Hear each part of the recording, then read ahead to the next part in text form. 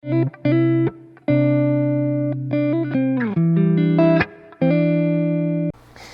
estado estudiando el libro de Mateo, hemos ido capítulo a capítulo, verso a verso. Estuvimos revisando, estudiando, adentrándonos en el capítulo 5, iniciando el capítulo 5 en nuestro estudio anterior. Fue muy interesante el capítulo 5, conocido como el Sermón del Monte. Arranca en el capítulo 5 el Sermón del Monte y estaremos estudiando capítulo 5 y hasta el capítulo 7, es lo que corresponde a esta parte del Sermón del Monte. Y ya en esta parte, arrancando este capítulo 5, Mateo ya nos está hablando de la esencia de lo que va a ser el Evangelio de Mateo, que es la enseñanza de Jesús y el discurso de Jesús. En eso se centra este Evangelio de Mateo. ¿Sí?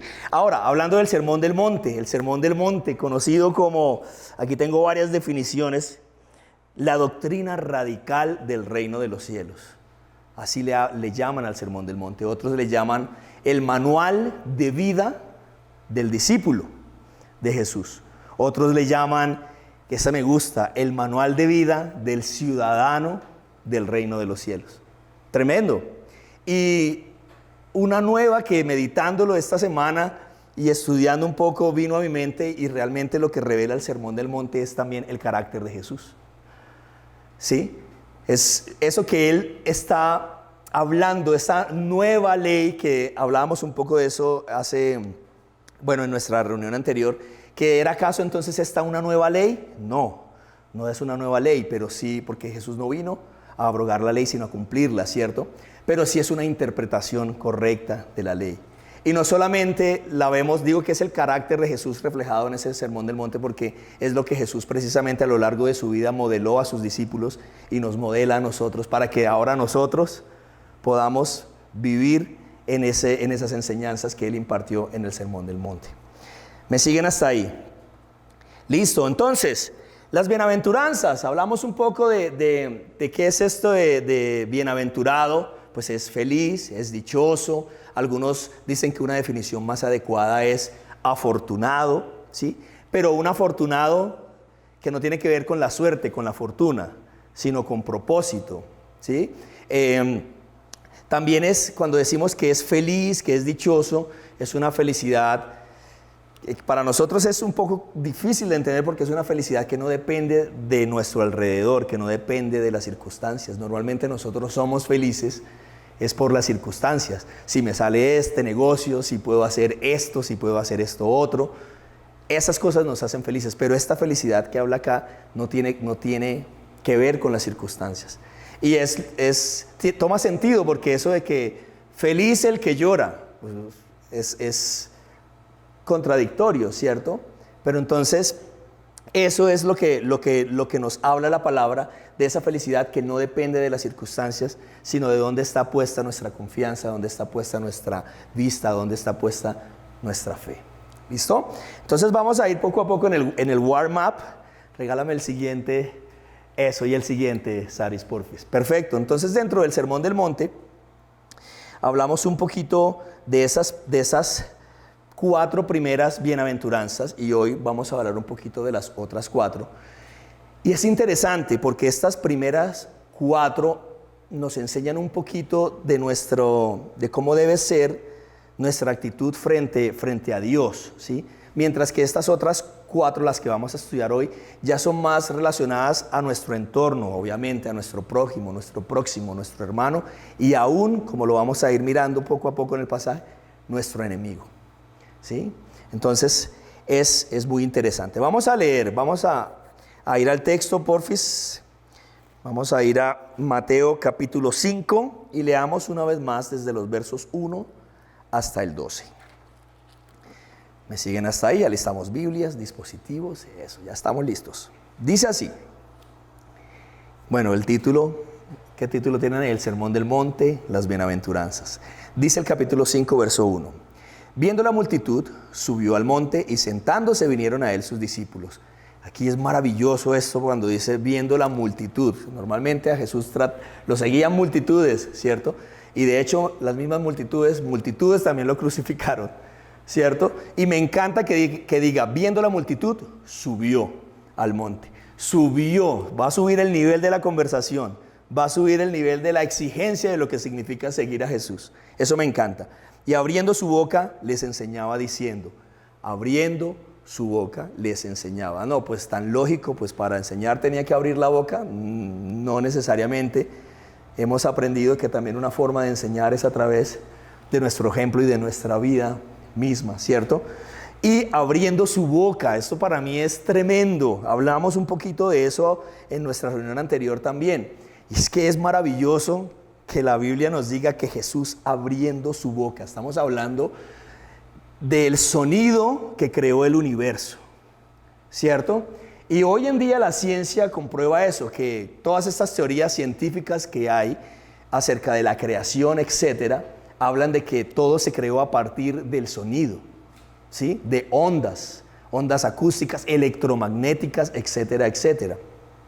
Nosotros sabemos muy bien qué sonido fue el que creó el universo, ¿cierto? La voz de Dios, y esa voz es la que va a sonar aquí en este momento, y la que se abre su boca para enseñaros. Es esta palabra que vivifica, que crea, que nos da vida.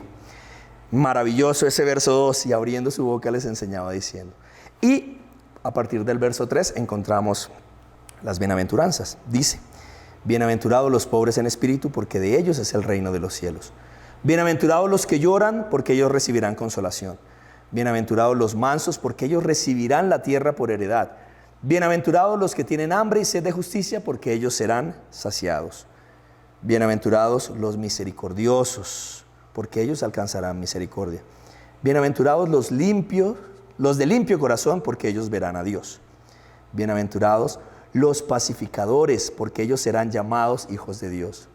Bienaventurados los que padecen persecución por causa de la justicia, porque de ellos es el reino de los cielos. Verso 11 y 12 dice, bienaventurados sois cuando por mi causa os vituperen y os persigan y digan toda clase de mal contra vosotros, mintiendo. Gozaos y alegraos, porque vuestro galardón es grande en los cielos, porque así persiguieron a los profetas que fueron antes de vosotros. Oremos. Dios que estás en el cielo, gracias por tu palabra, Dios, y por el hermoso y maravilloso milagro de poder abrir las Escrituras el día de hoy, Señor, y escuchar tu voz, Señor. Permítenos, Señor, ver en tu palabra las maravillas de tu ley, contemplando tu gloria, Señor, como en un espejo, sigamos siendo transformados conforme a tu imagen por tu Espíritu, Señor. Oramos en el nombre de Jesús. Amén. Amén. Entonces, dentro de nuestro warm-up, déjame el anterior, porfis, Saris, un segundito, gracias. Es importante retomar un poquito ahí, en ese tema de estas 4 bienaventuranzas, los pobres en espíritu. Es raro porque yo no entendía, yo estuve muchos años en el Evangelio, muchos años en la iglesia, y no entendía a qué hacía referencia esto de los pobres en espíritu. ¿Por qué? ¿Por qué pobres en espíritu si debemos ser fuertes, ¿cierto? Ser fuertes en espíritu, en Dios. Pero esta pobreza espiritual hace referencia precisamente a eso, a que esa fuerza espiritual no viene de nosotros, viene de Dios. Esta capacidad del ser humano llegar a Dios no se puede, es imposible. A eso se refiere, a aquellas personas que reconocen que no podemos ser espirituales por nosotros mismos, sino que necesitamos a Dios, a Jesús en la cruz, para volver a tener esa relación con nuestro Padre y a través de esta relación volver a ser vivos espiritualmente. A eso hace referencia los pobres en espíritu. Y es tremendo porque esto nos lleva ahora a redefinir, redefinir el concepto que tenemos sobre fe, sobre esta palabra fe. ¿Qué se nos dice de la fe hoy en día? Pues créelo y así será. Ese es el concepto que tenemos de fe, ¿cierto? Y la palabra, sí, creemos que la fe hace que milagros sucedan, que cosas sobrenaturales sucedan. Esos son consecuencias de la fe, ¿cierto? Pero hay un propósito con la fe y quiero que lo revisemos hoy, que lo dejemos un poco claro antes de continuar, porque es necesaria la fe para poder vivir este manual de vida que nos deja acá el el Sermón del Monte. El Sermón del Monte. Vamos a ir al manual de la fe, Hebreos 11. Abramos Hebreos 11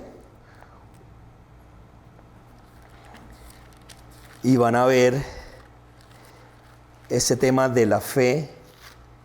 Es tremendo. Todos hemos escuchado este versículo maravilloso en el capítulo 11, verso 1, que dice: es pues la fe, la certeza de lo que se espera, la convicción de lo que no se ve. Tremendo. Pero vamos un poquito más atrás, al verso 38 del capítulo 10, para contextualizar. Dice: mas el justo vivirá por fe, y si retrocediere no agradaría mi alma. Y el verso 39 dice: pero nosotros no somos de los que retroceden para perdición, sino de los que tienen fe para hacer milagros, para pedir cosas que se hagan realidad. No, para preservación del alma. La fe tiene el propósito de que nuestra alma sea preservada. Ese es el propósito de la fe. Y al lado de eso, por supuesto, ocurrirán maravillas, milagros, cosas sobrenaturales. Pero el propósito el inicial de la fe es ese. Entonces, ahí ese tema de los pobres en espíritu toma sentido y es un poco contradictorio a lo que normalmente hoy tenemos, ese concepto que tenemos sobre fe. Ahora, hacia el final del capítulo 11, y avanzamos rapidito con esto, el verso 39, miren, hablando del verso 38, hablándonos de estos héroes de la fe. Define la fe el capítulo 11, verso 1, y luego nos empieza a hablar de todos estos héroes de la fe que muchos conocemos en la palabra.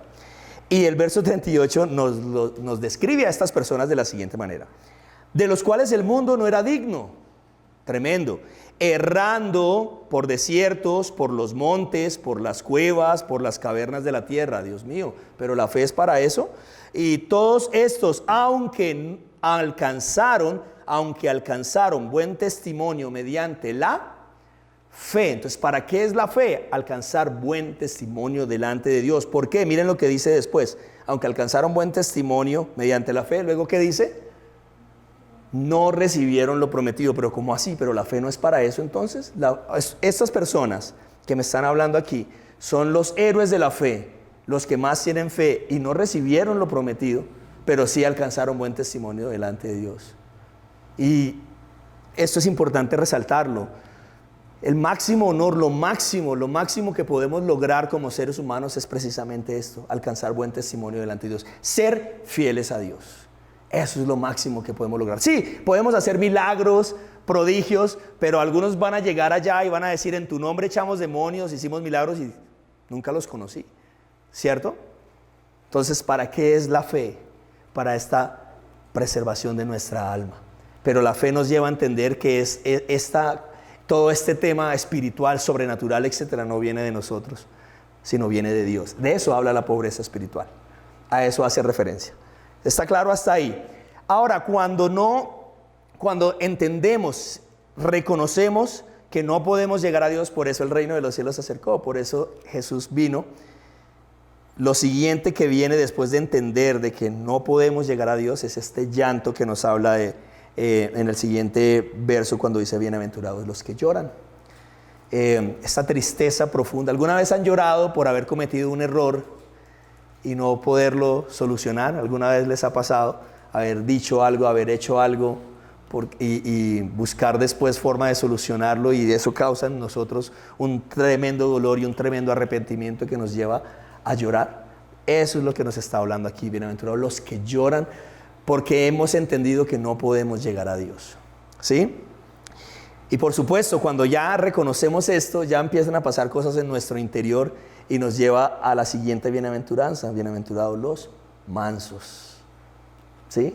Ya Dios haciendo su obra en nosotros, después de nosotros reconocerlo y llorar amargamente por eso, como Pedro cuando lloró amargamente, ¿cierto?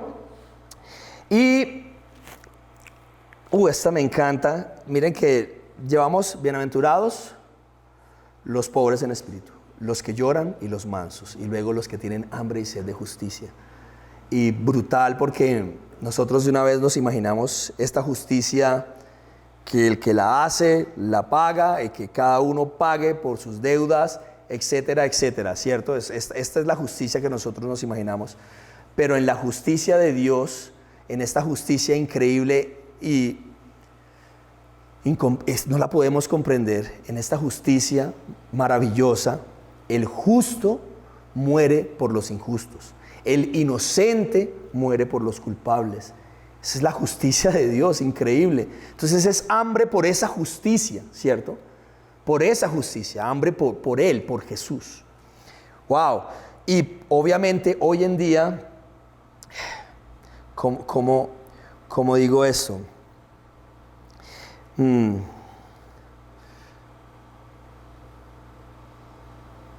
Hoy en día debemos ser también agentes de esa justicia, pero de esa justicia que estoy hablando, ¿no? Esa justicia en la que el justo muere por los injustos.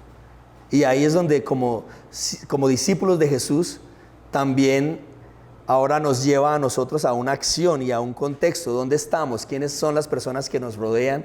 Y las personas que están alrededor nuestro pueden ver en nosotros esa justicia de Dios, que al final es la persona de Jesús haciéndose real a través de nosotros, ¿cierto? Y en nuestro diario caminar, ¿verdad?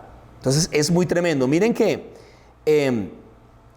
esta última me encanta porque es como una transición hacia las que vienen, que como decía antes, tienen que ver con nuestro entorno, nuestro prójimo, ¿cierto? Entonces vemos que en esta justicia de Dios, Jesús se da por nosotros.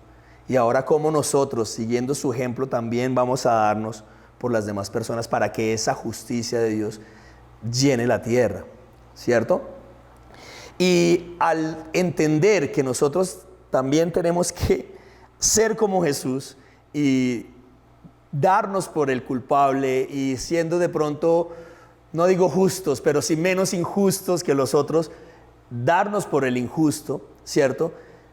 ¿Cómo logramos eso si de eso se trata la vida cristiana y ser un discípulo de Cristo?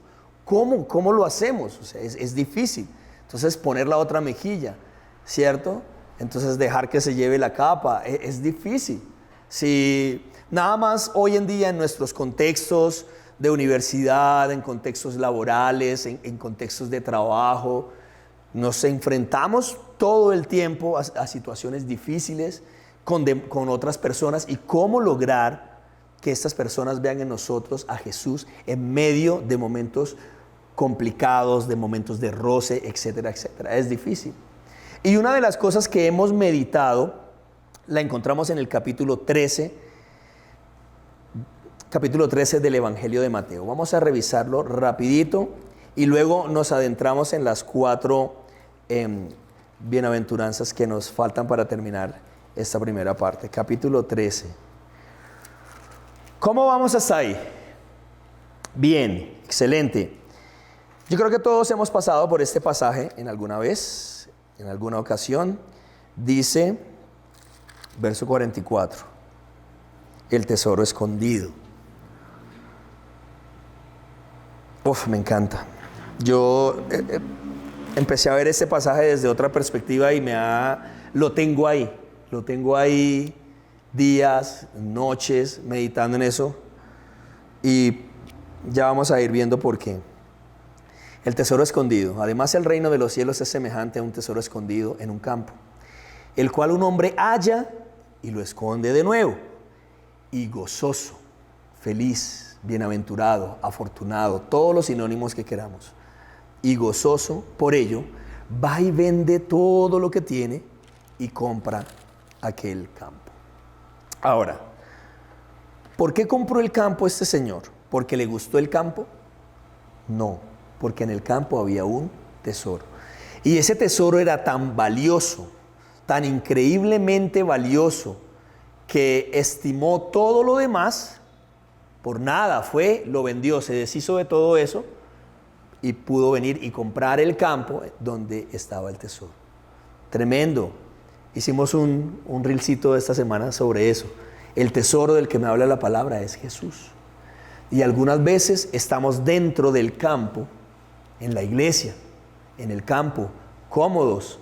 Los arbolitos allá bonitos, los pajaritos acá en el campo, el río que baja por aquí, qué lindo el campo, ¿cierto? La música en la iglesia, qué lindo, cómo estoy de cómodo, etcétera, etcétera, etcétera. Y se nos olvida que no es el campo, que es que en el campo hay un tesoro, y ese tesoro es Jesús, el cual vale que dejemos todo lo demás. Por eso la vida cristiana a veces nos cuesta tanto, porque no hemos podido ver aún a Jesús, aún no descubrimos el tesoro que hay en el campo, aún muchas veces estando en el campo, en la iglesia, ¿cierto? Eso es tremendo. El tesoro es Jesús. Y ahora más adelante vamos a hablar también un poco de eso. El tesoro es Jesús. El reino de los cielos es Jesús. El paraíso, todo es Jesús, ¿cierto? Entonces, teniendo claro el tema de este tesoro, el cual vale que dejemos todo lo demás. Y miren que dice que gozoso, feliz.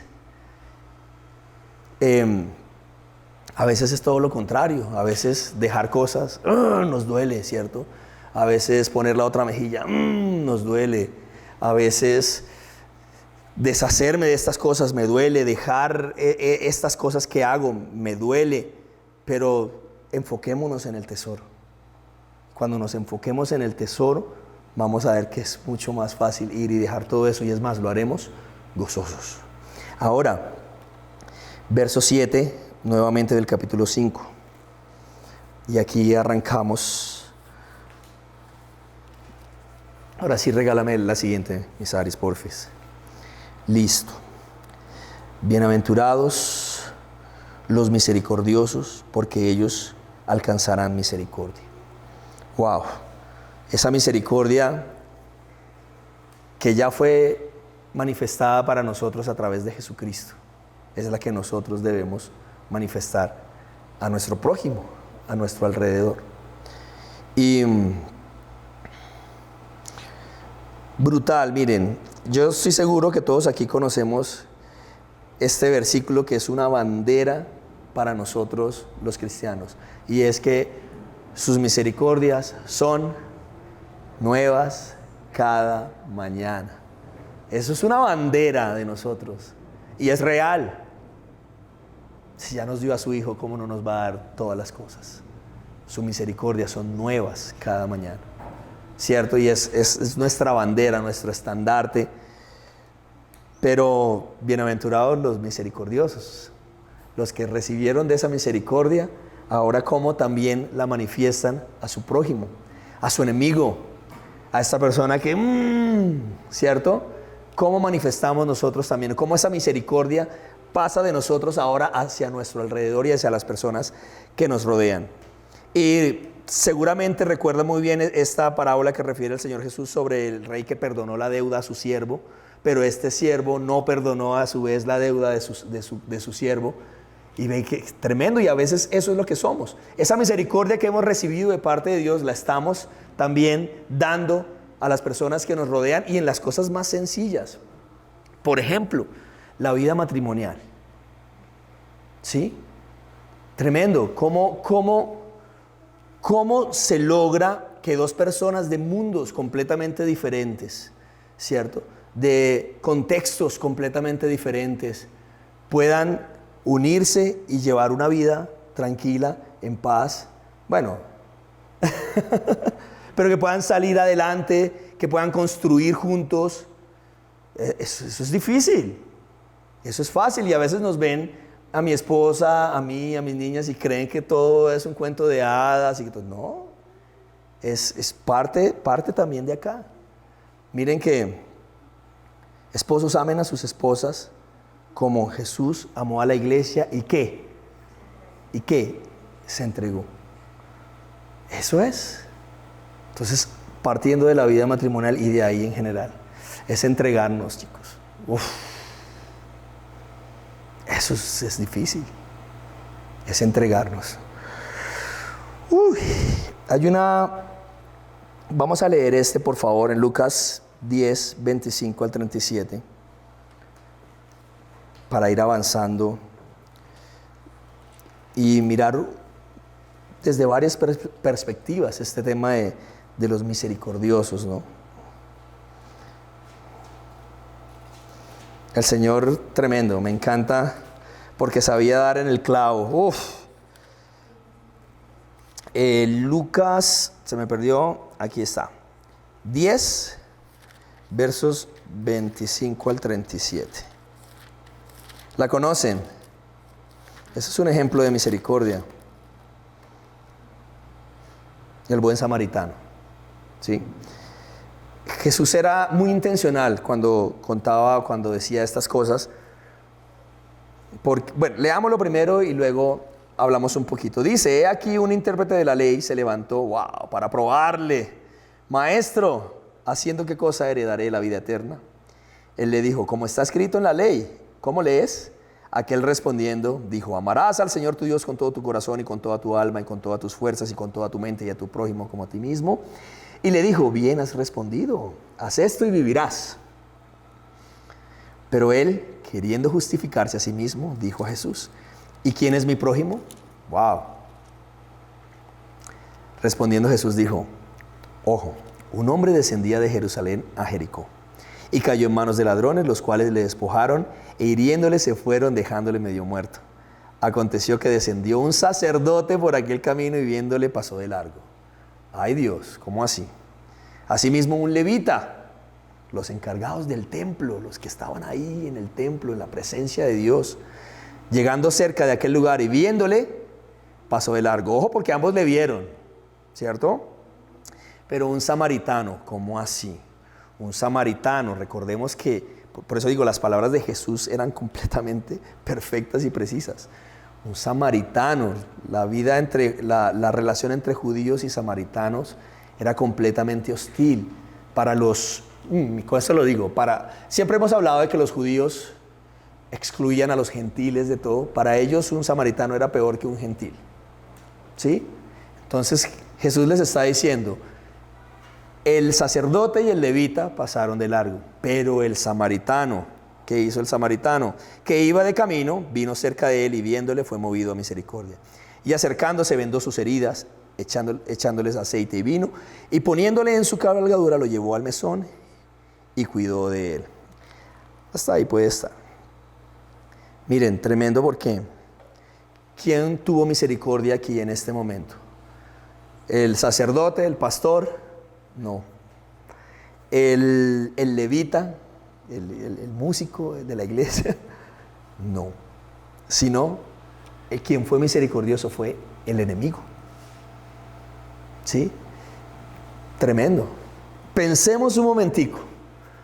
¿Nos ha pasado alguna vez que hemos recibido misericordia de alguna persona de la cual no la esperábamos? A mí me ha pasado, ¿cierto? Es Dios hablándonos de esto. Es más, la primera persona de quien no merecíamos misericordia era Dios. Y recibimos misericordia de Él. Y no la merecíamos, miren, Romanos 5:10. Dice el apóstol Pablo a los romanos, porque si cuando éramos enemigos fuimos reconciliados con Dios por la muerte de su Hijo. ¿Cierto? Tremendo.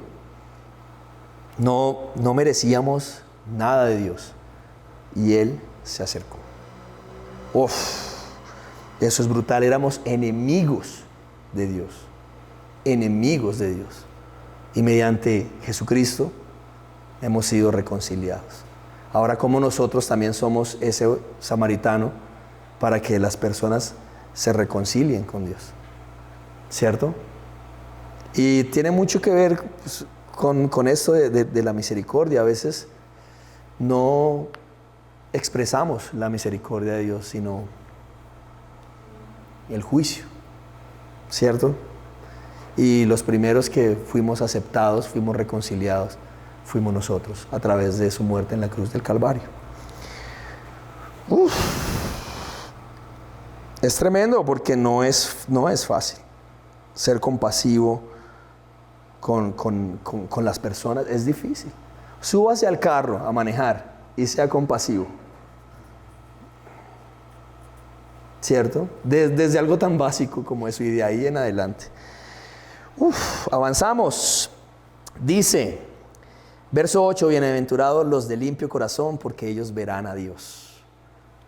Saben que esto me llama mucho la atención. Bueno, limpio de corazón, sabemos a qué hace referencia, ¿cierto? A alguien que busca a Dios, alguien que desea hacer la voluntad de Dios, alguien que trata de que sus pensamientos estén alineados a los pensamientos de Dios, corazón limpio, porque todo lo limpio, todo lo bueno viene de Dios. Entonces es estar alineados a Dios, pero me llama mucho la atención es que diga que verán a Dios, ¿sí? Y eso hizo que me pusiera a mirar en la Biblia qué personas vieron a Dios. Y hay varias personas que tuvieron un encuentro con Dios, y algunas hablan, vi a Dios o me encontré con Dios, dicen estas personas. Pero hay un verso increíble que es Dios hablando, Dios mismo hablando de alguien que lo vio, con quien hablaba cara a cara. En Números 12:8 dice, cara a cara hablo con él, refiriéndose a Moisés. Cara a cara hablo con él abiertamente y no en dichos oscuros, y él contempla la imagen del Señor. De Moisés, el hombre más manso sobre la tierra, ¿cierto? Moisés. Y tremendo porque, volviendo al tema de fe, Moisés es uno de esas personas que a pesar de su increíble fe, no entró a la tierra prometida. Se me paran los pelos.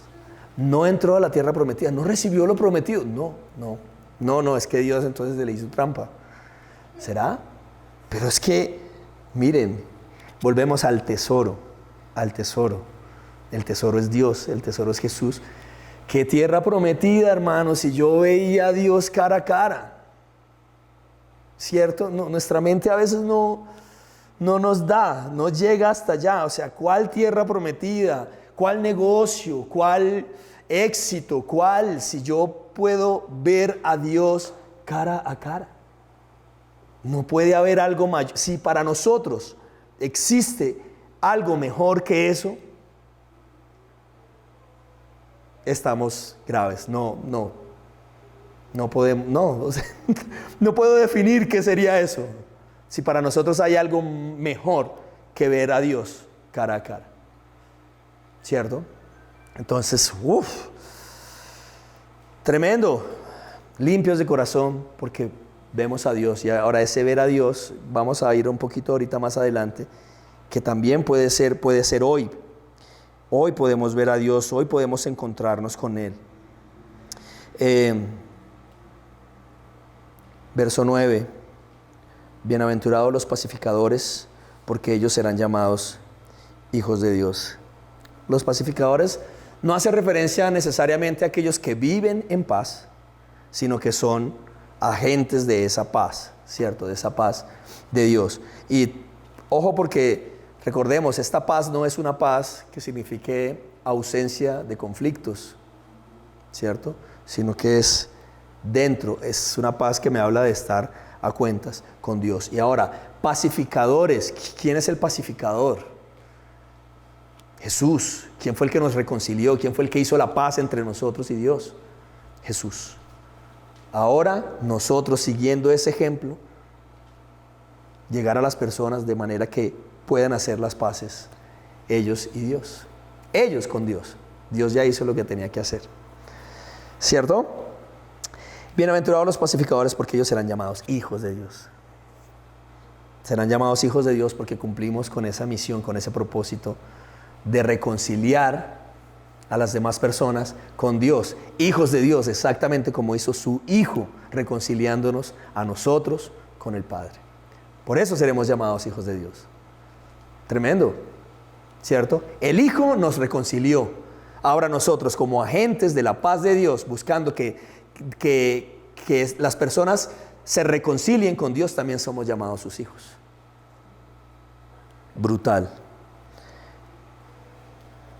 Y el verso 10, bienaventurados los que padecen persecución por causa de la justicia, porque de ellos es el reino de los cielos. Ahora, hay otra que también me habla de que de ellos es el reino de los cielos. ¿De quiénes? Hay dos que hablan que de ellos es el reino de los cielos. A ver, miremos, Biblias ahí. Bienaventurados los pobres en espíritu, porque de ellos es el reino de los cielos. La primerita y la ultimita, de ellos es el reino de los cielos. Ahora, ¿qué es eso del reino de los cielos? Vamos a hablar un poquito de eso y a meditar un poco en eso. Pero antes leo el verso 11. Bienaventurados sois cuando por mi causa os vituperen y os persigan y digan toda clase de mal contra vosotros mintiendo. Gozaos y alegraos porque vuestro galardón es grande en los cielos, porque así persiguieron a los profetas que fueron antes de vosotros. Miren, yo creo que es inevitable ser perseguidos si tenemos la verdad de Jesús en nosotros y estamos en un mundo que hoy en día llama a lo malo bueno y a lo bueno malo, ¿sí?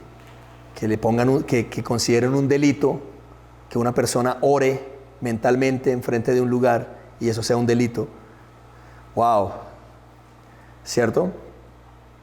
Es imposible que estemos con la verdad de Jesús, la justicia de Jesús, la misericordia de Jesús, todo lo que hemos aprendido en las bienaventuranzas acá y no seamos perseguidos, ¿cierto? Y no encontremos oposición en un mundo que es completamente contrario a la palabra, a Dios, ¿cierto? Pero aún así somos bienaventurados y es más, tan bienaventurados que el reino de los cielos es nuestro, nos pertenece. Ahora, el reino de los cielos, por eso decía hace un rato, ese reino de los cielos es Jesús. A veces pensamos en un lugar, ¿cierto? Pues en nuestra mente, y sí, obviamente, pues claro que es un lugar, ¿cierto? Claro que esta nueva tierra, claro que este nuevo cielo, claro que todo eso es real. Pero yo creo, ojo, y ahí sí, yo creo que nos hace referencia a todo eso que podemos imaginar que es el reino de los cielos. Toda esta paz, no habrá llanto, todo esto que nos han hablado del reino de los cielos, del reino de los cielos, es nuestro. Cuando vivimos en esta nueva ley, cuando vivimos, es nuestro, pero es nuestro hoy. No, pero ¿cómo hoy? Si hoy lloramos, hoy nos duele, hoy nos tratan. Hoy, ¿por qué? Volvemos. Porque el tesoro ya está en nosotros. Y ese tesoro es Jesús. El reino de los cielos, ese reino de los cielos, es Jesús. Hoy, ya en este momento, hoy.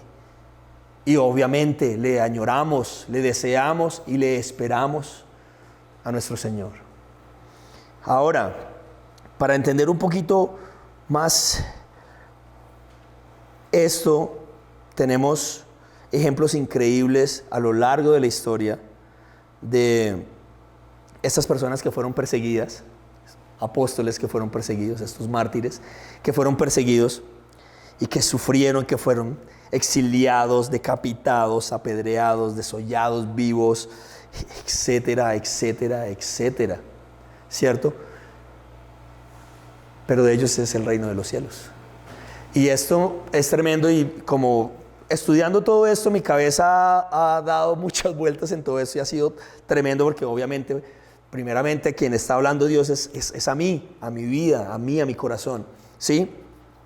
Y yo digo, ¿cómo estas personas, qué vieron? ¿Qué fue lo que ellos vieron que nosotros no hemos visto? ¿Qué fue lo que ellos descubrieron que nosotros aún no descubrimos?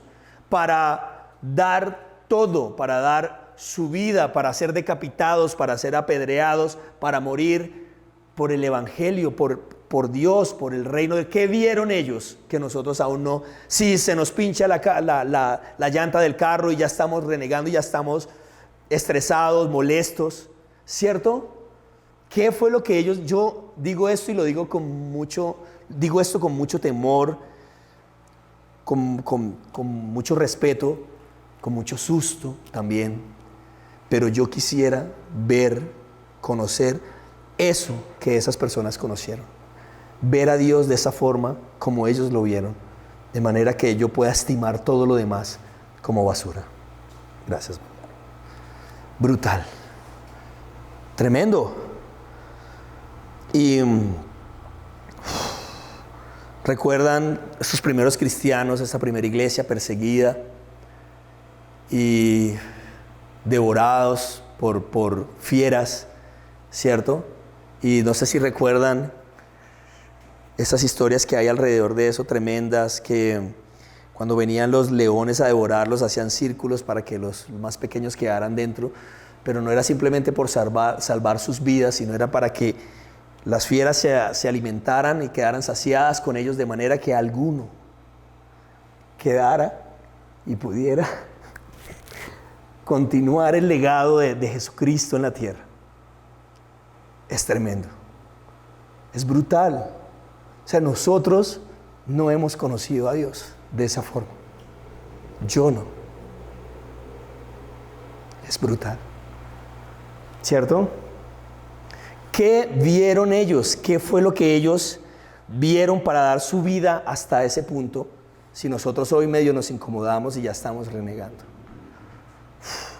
Estas personas se hacían alrededor de los pequeños, sí, con el deseo de salvar sus vidas, pero con una misión de que la palabra continuara, el mensaje de Jesucristo continuara sobre la tierra. No, que no fueran ellos que muriera ahí, sino que continuara. ¿Estamos dispuestos a eso? Es difícil. Pero de ellos es el reino de los cielos. Y de ellos fue el reino de los cielos en ese momento. ¿Sí? Aunque los vieran derrotados, aunque los vieran destruidos, aunque los vieran muertos, el reino de los cielos fue de ellos y es de ellos en ese momento, porque en ese momento cumplieron propósito, vieron a Dios, como hablábamos de Moisés ahorita. No entró a la tierra prometida, no, pero qué tenaz, ¿por qué? ¿Por qué? Y me pregunté eso muchos años. Pues es que vio a Dios cara a cara. Después de eso no hay nada más. Procuremos eso, buscarle, verle todos los días. Y ya para terminar, miremos un segundito Lucas 23, por favor, verso 42. Y ya con esto terminamos. Qué pena que me emocione, pero esto está haciendo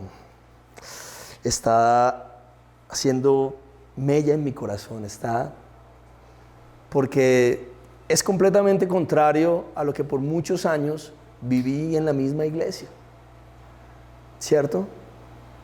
Y seguramente muchos hemos vivido eso dentro de la iglesia, ¿sí? No hemos visto el carácter de Jesús a través de estas bienaventuranzas en la iglesia, ¿cierto? Y eso no es semilla. Semilla es darse por el necesitado, es ser misericordioso, y esto me encanta, no somos semilla porque venga y traiga su semilla, somos tierra fértil, no, somos semilla porque queremos que ustedes son la tierra en la que Dios quiere plantar esta semilla, la palabra de Dios. No necesitamos más, ¿sí? Así nos toque seguir los pasos de estas personas de las cuales hablábamos ahorita. Ahora, no lo busqué, Lucas 23. Estoy emocionado. Se vale emocionarse. Lucas 23, lo conocemos, indudablemente, conocemos este verso. 42, ¿recuerdan a Jesús clavado en la cruz? Un ladrón a un lado, otro ladrón a otro lado. Como dicen, el ladrón malo a un lado y el ladrón bueno al otro lado. El ladrón bueno para robar. Ambos malos, uno bueno, Jesús, ¿cierto? Y dice, 42. Dice el ladrón bueno, y dijo Jesús, acuérdate de mí cuando vengas en tu reino. Bueno, el verso 41. Nosotros, hablándole al otro ladrón que estaba renegando, nosotros a la verdad justamente padecemos porque recibimos lo que merecieron nuestros hechos. Hoy podríamos decir eso. Nosotros, aquí, nosotros.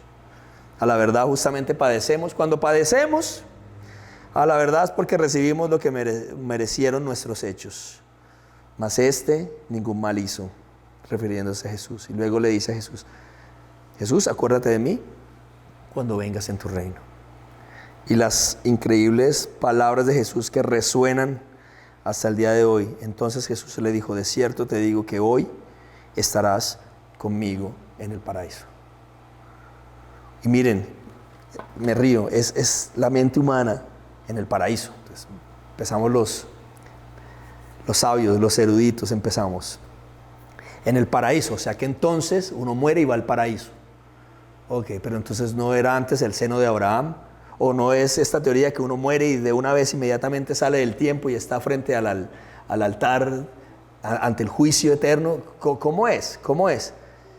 Esa es nuestra mente. Así nos imaginamos el reino de los cielos. Y ahí está claramente Jesús le dijo: hoy estarás conmigo en el paraíso. Conmigo. El reino de los cielos, el tesoro. El paraíso es Jesús. Aún en medio del desierto, aún el desierto reverdecerá si estamos con Jesús. Y si no reverdece, estamos con Jesús. El problema del infierno es que ahí no está Él. Es una eternidad sin Él. ¿Cierto? Ahora, hoy podemos estar con Jesús. Hoy, ya, ahora podemos estar con Jesús. En Juan 14 le dijeron, dice Jesús: tanto tiempo hace que estoy con vosotros y no me has conocido, Felipe. El que me ha visto a mí, ha visto al Padre. A través de Jesús conocemos el reino de los cielos. A través de Jesús encontramos este increíble tesoro que nos lleva a dejar todo lo demás y estimarlo por basura, como decía Pablo. A través de Jesús tenemos el paraíso. Hoy, ya. En medio de la dificultad, en medio de la adversidad, en medio de la persecución, en medio de lo que estemos experimentando, en medio del dolor, en medio de lo que estemos viviendo todos, cada uno de nosotros, si estamos con Jesús, estamos en el paraíso.